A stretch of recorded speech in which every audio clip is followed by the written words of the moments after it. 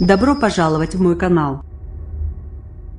Raciste, abject et blessant, les propos attribués à Donald Trump sur l'immigration en provenance de « pays de merde » ont provoqué un torrent d'indignation à travers le monde qui ne s'est pas arrêté dans la nuit de vendredi à samedi.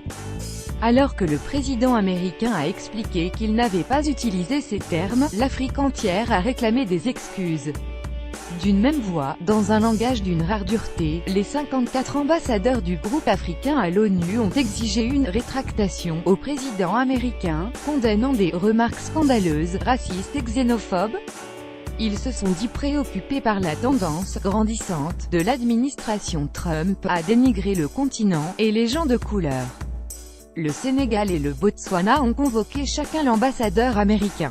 Le groupe affirme être solidaire du peuple haïtien et des autres qui ont également été dénigrés, tout en remerciant les Américains de toute origine qui ont condamné ces remarques.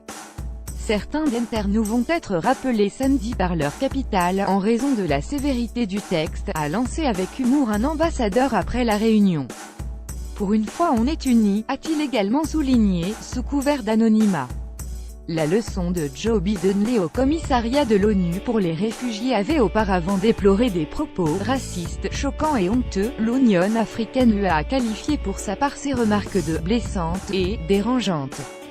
C'est d'autant plus blessant compte tenu de la réalité historique du nombre d'Africains qui sont arrivés aux États-Unis comme esclaves, a déclaré Eba Kalondo, porte-parole du président de la commission de l'UA Moussa Faki.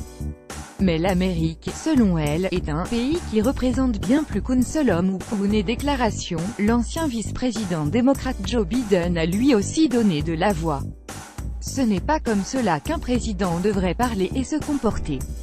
Mais surtout, ce n'est pas comme cela qu'un président devrait penser. Un continent étincelant qui s'appelle l'Afrique. Le gouvernement haïtien a lui dénoncé des propos odieux et abjects qui, s'il était avéré, seraient à tous égards inacceptables, car ils reflèteraient une vision simpliste et raciste. En Amérique latine, le président vénézuélien, Nicolás Maduro, a appelé à la solidarité avec les pays agressés par Donald Trump. Cuba a de son côté condamné fermement des déclarations racistes, dénigrantes et grossières. L'Afrique n'est pas un endroit de merde, a tweeté l'ancien champion du monde d'athlétisme Bernard Lagat, coureur de demi-fond naturalisé américain en 2004.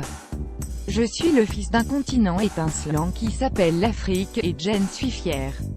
Mon héritage est profondément ancré dans mes racines kenyanes. Pas les mots utilisés, et exprimant leur mépris face aux milliardaires devenus présidents, de nombreux Africains ont partagé sur des réseaux sociaux des photos de gratte-ciel ou de paysages magnifiques de leur pays, accompagnés du hashtag #shitall, le mot anglais utilisé par Donald Trump. Comme souvent, c'est via Twitter que le président américain a réagi à cette nouvelle polémique, assurant que « le langage que j'ai utilisé lors de la réunion était dur mais ce ne sont pas les mots utilisés. The language used by me at the DACA meeting was tough, but this was not the language used. What was really tough was the outlandish proposal made a big setback for DACA & Donald J. Trump @Real Donald Trump January 12, 2018. Quelques minutes plus tard, le sénateur démocrate Dick Durbin, présent lors de la réunion, assurait pourtant que le président avait bien utilisé, plusieurs fois, l'expression injurieuse. Les mots utilisés par le président tels qu'ils m'ont été rapportés directement par ceux qui ont participé à la rencontre n'étaient pas durs, ils étaient abjects et répugnants, a ajouté en écho le sénateur républicain Jeff Flake, un conservateur opposé à Donald Trump. The words used by the president are related to me directly following the meeting by those in attendance were not tough, they were abhorrent and repulsive.